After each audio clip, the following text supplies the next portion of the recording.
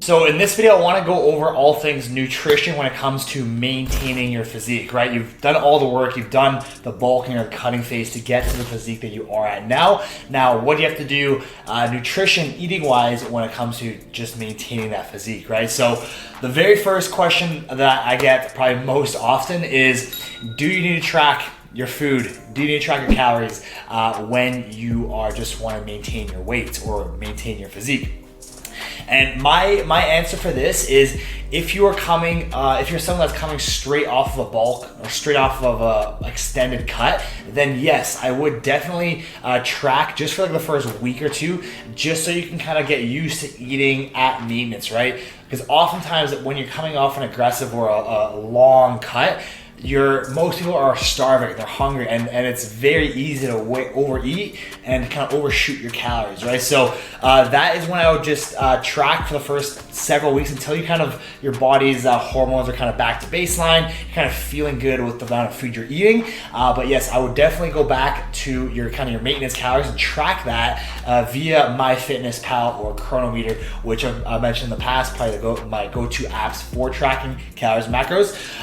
But when it comes to, if you just finished a bulking or a cutting phase, absolutely track for the first couple of weeks just to kind of get you back to baseline and kind of get your body used to consuming that level of calories. Otherwise, it is more than likely you're going to either undereat, if you were in a heavy bulk, or overeat if you were in an aggressive cut. So it just makes sense to kind of let your body to readapt to that maintenance calories and get used to eating that level of calories. Once you're there, then no problem not tracking. Obviously, you're going to be more or less around maintenance because your body's not going to be starving, or you're not going to be like so stuffed. You're gonna just naturally kind of be around maintenance levels anyways. So that's my recommendation. Track for however long it takes you to readjust to that maintenance amount. Sometimes it could take longer, sometimes shorter, depending on how aggressive you were on either end with either cutting or bulking. So once you're past that phase where you're not starving or like still feeling stuffed, you'll just naturally eat around maintenance.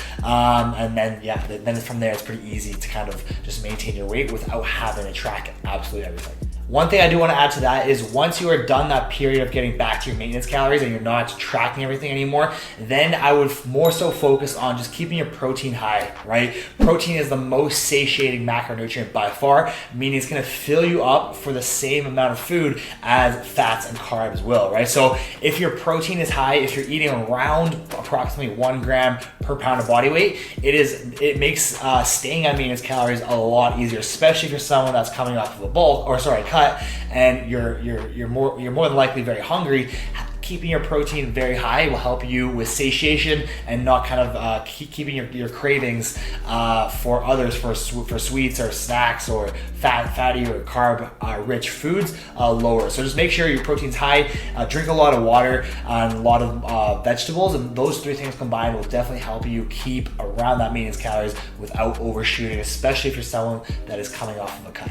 And the next most common question I get by far is, should you lower your calories on off days or rest days, right? And my answer typically is no. Obviously, it depends on the individual, but for most people, no. Even when you're cutting, being on maintenance calories will not hurt you because first and foremost, especially when you're cutting, you're very glycogen depleted, right? So on days that you're resting or you're not as active as workout days, obviously your maintenance calories are going to be a bit lower because your active calories isn't going to be as high, right? So if you go back up to maintenance calories, again, it's maintenance. You're not going to put on excess fat, but it's going to help you restore those glycogen, right? Especially, so how it works is, first and foremost, your body stores readily available glycogen in the liver, and then from there, glycogen stores within the actual muscle cells, and then once both of those are filled up, then it'll store as excess adipose tissue, right? So if one day will not make a difference at all, being back at maintenance calories can actually help you because you're going to feel your glycogen, first and foremost, is going to be more full. It's going to translate over to faster recovery. You're going to have better pumps, better workouts. the following day. So it is not a big deal. I would definitely suggest keeping your calories the same, especially if you're cutting. I wouldn't lower the calories too much. It is more than okay to stay at maintenance calories, let your body kind of recover, refill those glycogen stores that you've used up throughout being in a calorie deficit or even at maintenance, and then once you're done that rest day, then obviously it'll be back in a calorie deficit. So just keep in mind the most important thing is being a weekly calorie deficit. As long as you're being a weekly, let's say 4 or 5 days a week, you are in a calorie deficit, and then on your rest days 1, 2, 3 times per week, if you're at maintenance, you're still in a net caloric deficit over a weekly time period. So don't worry about too much about the day-to-day. And again, as long as you're in a weekly calorie deficit, that's all that matters. Now, when it comes to what your actual diet looks like during a maintenance phase, you're just trying to maintain your physique. I even do this during a cutting phase, to be honest, but I've been following this rule for ages, and it's helped me a lot kind of stay on track and just make things a lot easier. So this rule is the 80-20 rule, right? 80% of your diet should be clean, single ingredient, whole, nutritious foods, micronutrient dense foods, right? This is what will help you keep full, satiated, and obviously for health benefits, having a good amount of not being deficient in any micronutrients, vitamins, and minerals is obviously a huge bonus as well. So just following an 80-20 rule really helps you kind of stay on track, and while still enjoying your social life, still enjoying sweets and your favorite foods without having to kind of regress and regret on eating those foods in the first place. So again, 80% of your diet should be wholesome, nutritious, single ingredient, ideally foods, and then 20%, maybe one meal in the day, can be whatever you want, maybe a slice of pizza or pasta, whatever it is, to kind of help you with that mental side of things and still enjoying your life, your social events, and enjoying with your friends and family or whatever it may be. So again, 80-20 rule is something I would definitely highly recommend during a maintenance phase or even a cutting phase when it can be a little bit stricter to follow a diet. Now, the last thing I want to cover in this video is all about the macros during a maintenance phase relative to a cutting or a bulking phase, right? How is it different? What are the macros, etc.? And for the most part, it's the exact same, right? Nothing really changes. Protein stays pretty much the exact same year round, no matter what your goal is. Fats stay about, I would say, recommend at least 15% of your net calories coming from fats, just to make sure you are getting your essential fatty acids in.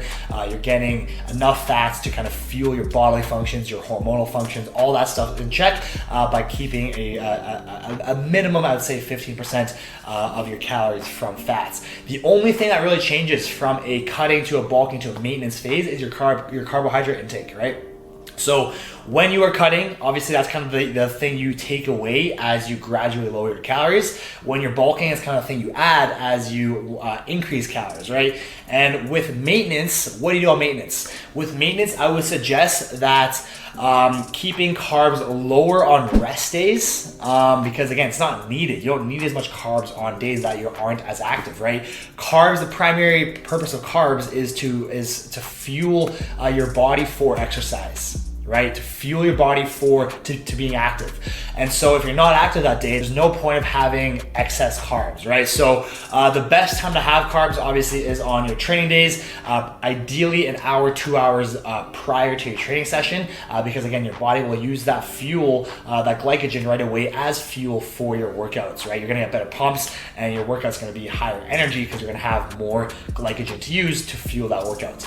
I would also recommend having carbs after your workout because obviously post-workout, your glycogen stores will be depleted to some degree, and so obviously pre-workout for fuel, post-workout to kind of refill that glycogen and to build up that muscle should you be in a calorie surplus. Again, if you're at maintenance, have higher carb days on training days, and then during rest days, I don't see a need to, and so just lower your carbs on rest days or off days, and maybe increase your fat intake on those days. So that's how I would structure my macros. Again, most of the year, fats and proteins stay relatively the same across all goals, bulking, cutting, or maintenance. But when it comes to carbohydrates, that's really the only thing you alter or change when you are kind of moving from bulking to cutting or even trying to maintain, right? So obviously when you're bulking, you want to increase your carbs. When you're cutting, decrease the carbs. And when you're at maintenance, I would just have carbs on more carbs on training days or days where you're super active versus when you're on rest days,